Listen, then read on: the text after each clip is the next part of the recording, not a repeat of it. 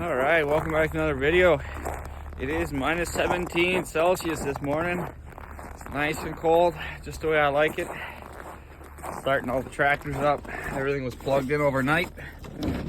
Now we just gotta turn everything on and let it warm up properly before we give her the beans. The door is still pretty hard to open. I'm certain we're gonna have some frozen water bowls today. As long as we can start all the tractors, it's a good start. Johnny's been plugged in. Yeah, they're all pretty easy to start if they're plugged in.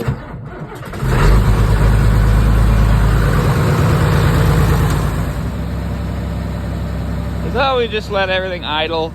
I turn the gearbox on, just let everything spin inside, let it the oil get warm before we put a load on it. If you remember a couple days ago, well, probably a week ago or so now, we took apart that gearbox. We had a bad bearing in it. So that's all put back together. We're just trying to take it easy on it, treat it really good before, while it's still new, everything, can't be too hard on it. Anyways, this water bowl doesn't seem to freeze ever. It always runs a little bit. So the first thing I do in the morning is I put all the cows from this group outside in the field so we can come in here at the TMR and feed. I sometimes clean the strip here, and so we can put bedding in the barn a lot easier without having to deal with the cows everywhere. So most of the time they're already out there. We have 2 hay feeders out there, so they're mostly out there, so we can just push the remainder out, lock it up, and we won't have to worry about them getting out all the time. So everything's warming up. We have a hydraulic heater in that one, that tractor over there too, so we got 2 plugs. So we got the engine and the hydraulic oil, so it heats up pretty quick. We don't have to worry about thick oil on the hydraulics. So while that warms up, I just fill up the wood stove here. It was a little cold in the house this morning. I wasn't too sure why until I checked the thermometer. And that's probably why.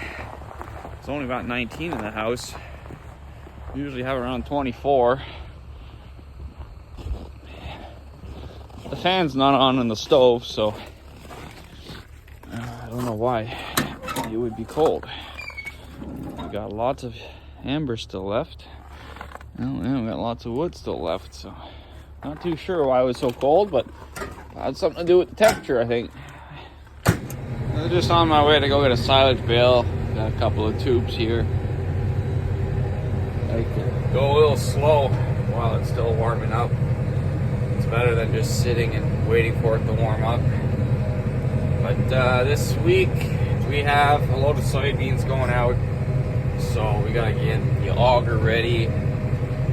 We have to dig it out of the snowbank, make sure it's not frozen, and get it in position.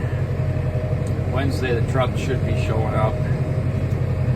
We got about 2 loads. We got about 80 tons in the bin. It still has to go out. And we've been waiting, watching the price go up, so we figured we'd make a load in January. Pretty good time to make a load of soybeans. We also still have about 100 tons of grain, corn. We usually grind it all for our cows, for our steers, so we're not sure if we're going to be selling any of that. But if the price keeps going up, I might be tempted to. We're only feeding we're just getting into the grain corn for the steers now, so we're doing about 2 pounds a day per head.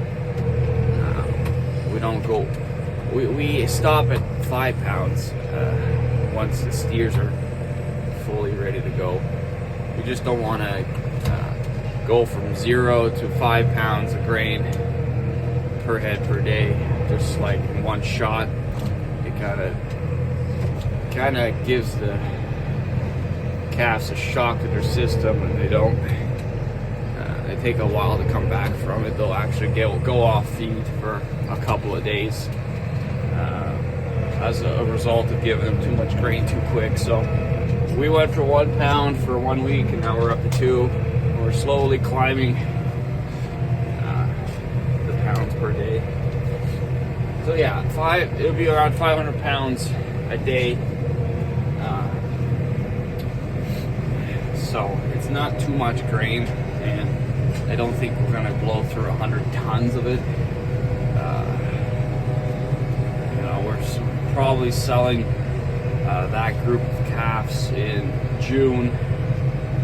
So I guess I can figure out, do the math quickly and figure out how long it's gonna be, how much we actually need. But every year we're always short, so we grew more, and now we have probably the least amount of calves we've ever had during winter, because we sold our fall group of calves because they average 700 pounds pretty much coming off pasture. So yeah, we might sell a load of corn, who knows. But just for now we're doing beans. We got 1051 auger we're going to be loading with. It's the biggest one we have, but it's pretty much already kind of dug out of the snowbank. Just the wheels are probably frozen. I just want to turn it on, make sure the belts aren't frozen or anything else.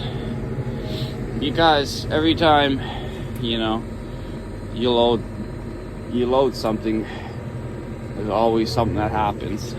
The Murphy's Law, if it can happen, it will happen. So we don't leave anything to chance, and we'll get ahead of schedule. Well, we'll get ahead by 3 days.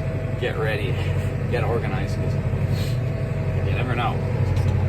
It's like a belt slips off, a belt breaks, or the auger freezes, and the truck's almost there. Or something breaks and the truck shows up early. But then when everything's ready, the truck shows up like a day late or something. So kind of how it works. So schedule the trucker. They don't really know themselves what they're doing. So yeah.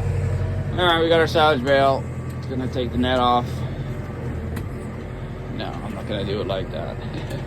You do it with the spear? Do you think I can do it? It'll take a lot of time. Yeah, it makes a mess. Anyways, we got a bale in the TMR now. Just cranked her up. Now she's mixing. So these silage bales are 1,600 pounds. They're fairly moist, so they cut up pretty easy. That's the problem we had in the past. Silage bale would be too dry, and basically just being like a hay bale, and it would be so fluffy, it would just fluff out of the tub and wouldn't cut properly. That's one of the things we changed, was we made wetter silage, proper silage, and boy is it proper. I could just sit here all morning and watch this thing go around, but I got other things to do. Now we're just adding some corn silage. So it's grass silage, corn silage. We bring it up to 4,500 pounds. We feed half to the lactating cows, or the cows that have their calves, and then we put the grain in, and then we give the other half to our steers that are at the other farm. So we're gonna feed maybe 100, 200 pounds more today because it's a little cold. Alright, that's what the mix looks like when it's ready to be fed. As you can see, it's all mixed together nice and perfect. That's 4,800 pounds of feed.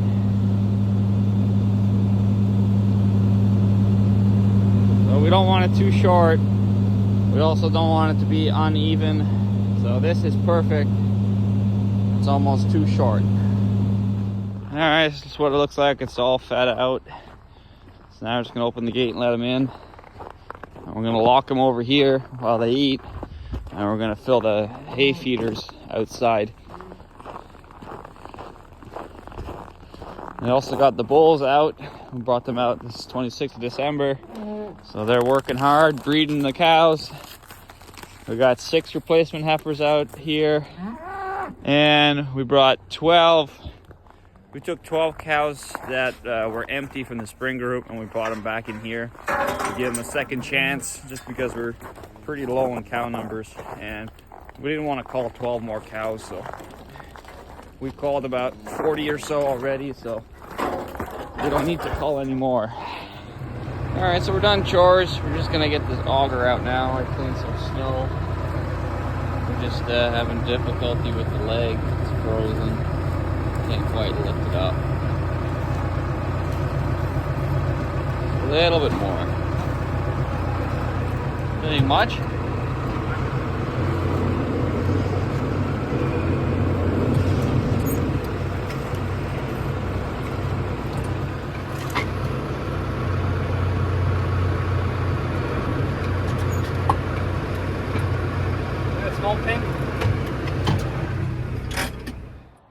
Alright, the auger is out and set up.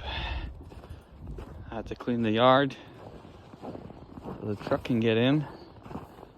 We're just gonna turn it on and see if it works. It's not frozen. Shouldn't be. We did have freezing rain though. Ooh. But should be fine.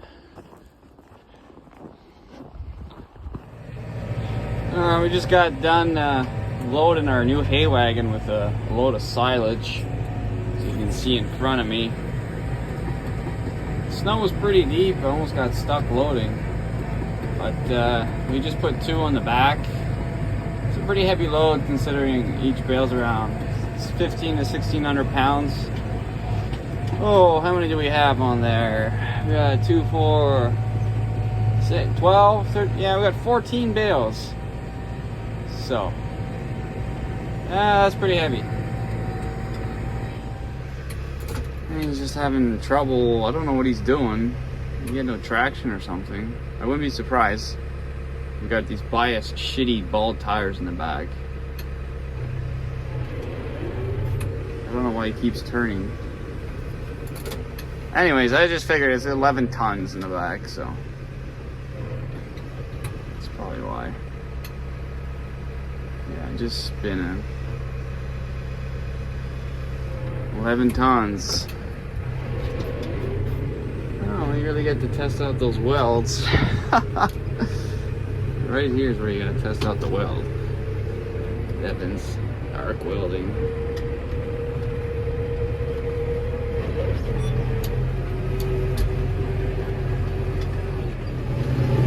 So it seems like it trails pretty good, that trailer on the road.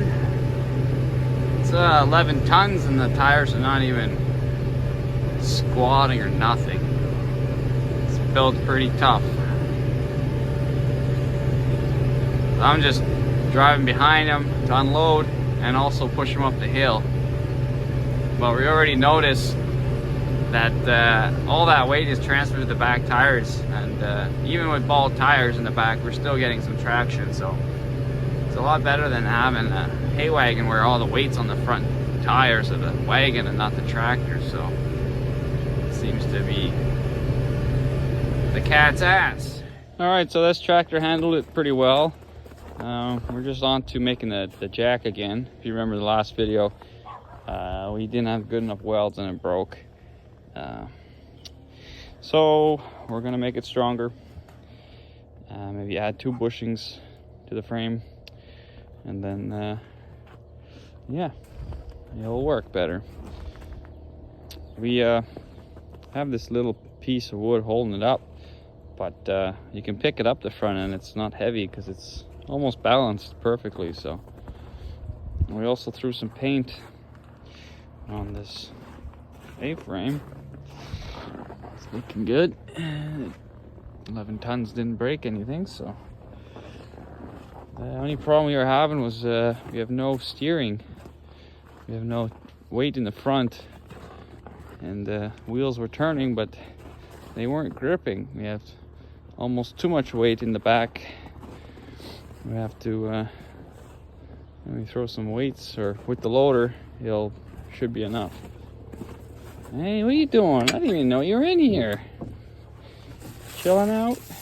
We got this 6030 now in the shop that was Holland Silage.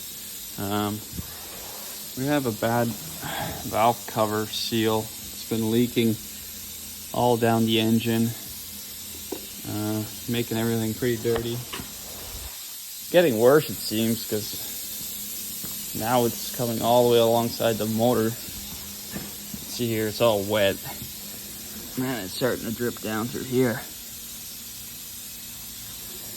So I'm gonna clean that up, get all the dust off it, and figure out exactly which one is leaking.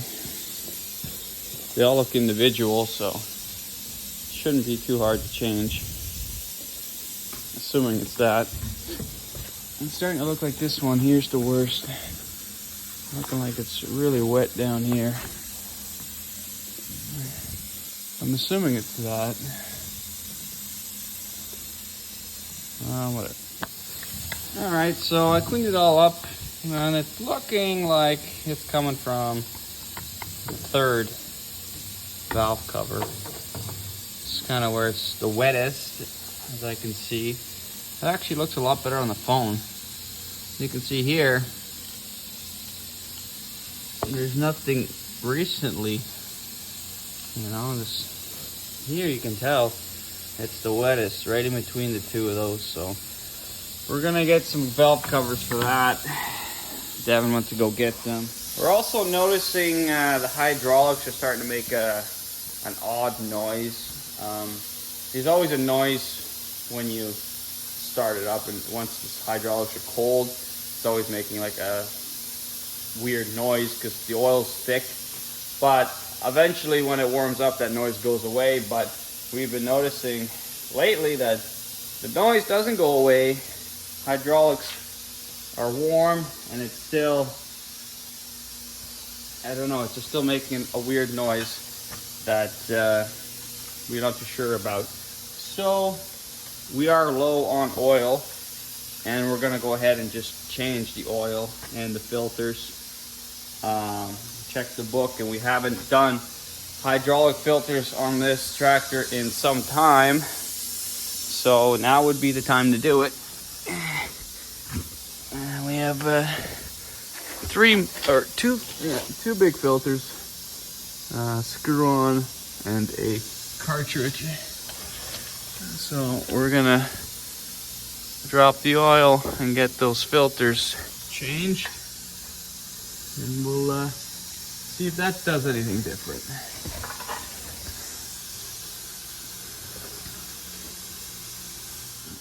Alright, so I got that valve cover. I thought that was the problem. Here it is. I just cleaned it up. Looking at the seals, they don't seem to be bad. I don't know.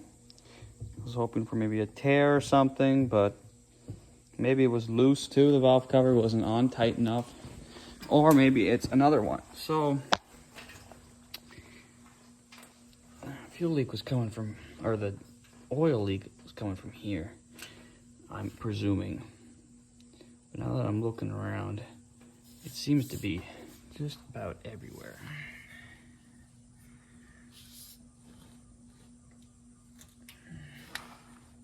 So I'm gonna clean them all up, and I'm gonna run it and see if I can notice anything leaking. Because the way that it leaks, it should be noticeable. All right, valve covers are back on. I took off 3 of them. They're all clean, and we're just gonna keep an eye on it and look around for where exactly that leak is coming from. So it's certainly covered the entire engine, so it's a slow leak, but eventually it gets everywhere and makes a mess out of everything. So we'll try to figure that out. Next is the hydraulic change, or the hydraulic oil change. All right, we're just taking off the cover here inside the cab. We got 2 wires that were dangling the other day. We just tied them up temporarily, but I got these like trailer plug kind of thing, and it was just kind of dangling there, so I tied them up around here, and now I got some time. I'm gonna see where they go and take them out if we don't need them, or put them where they need to be if we do need them. But I'm not thinking they're for anything. I believe they're this one. Okay, just tell me if they're moving when I pull on the top, all right? Okay, yeah. Yeah, that's it, okay. So these 2 here, I go up to here. This is for RDS. I think this. Is it? Yeah, it's for the scale. Okay, cool. So we have a weigh scale for the loader. We never really, we never got it to work since we got the new loader about 15 years ago. So I'm not gonna cut them. I'm just gonna pull them up and coil them just so that they don't drag. But yeah, that's what those are for. It's too bad we can't get them to work anymore, because that was a pretty handy little bucket scale for like grain and stuff, but we just don't really need it anymore now we have a TMR. Okay, so I'm just gonna pull them up. We got under here and took off 2 of the filters. One's a spin on and one's a cartridge. And look at that color of this filter. It looks a little darker in person, but this is a pretty dirty filter. We've never changed that filter as long as I can remember. So yeah, we're gonna get that done, and we also got some filter cover valve cover gaskets. So we are gonna just end up replacing the other ones. We're thinking the old ones are just worn out and they're too squished, and the bolts on the top bottom out, so you can't tighten them more than there's only so much you can tighten them. So over time, I presume they get a little too squished and don't seal oil. So we're gonna do that. All right, I sent them back because he brought the wrong filters. They're all wrong. These are right, but the bushings, these are the they're like rubber bushings that go into the hole, and then the bolt goes through them. These are the new ones. So as you can see, they are flared a little bit at the end, but they are nothing like this one's obviously broken, but you can see where the shoulder is way longer and it fits right in there. So I'm thinking these stupid things that are $15 a piece are wrong. They fit, the diameter's good, it's just they don't fit. They don't seem to go inside the like it should. Anyways, it's ridiculous. $15 for these fucking things, and now these ones are broken. So I don't think they're getting the right parts. And there's oil literally everywhere.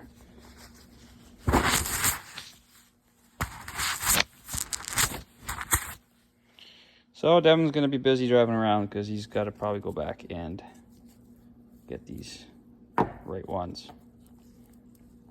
Luckily the shop's 15 minutes away, or not even, it's 5. All right, we dropped the oil in this, and let me tell you, it was brown, the hydraulic oil, so it's certainly due. I'm glad we did that.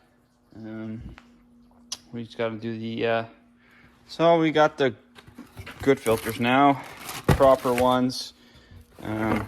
You can see that's how it's supposed to look when it's new. The old one is somewhere and it was brown, so we'll get this all done tomorrow, I think.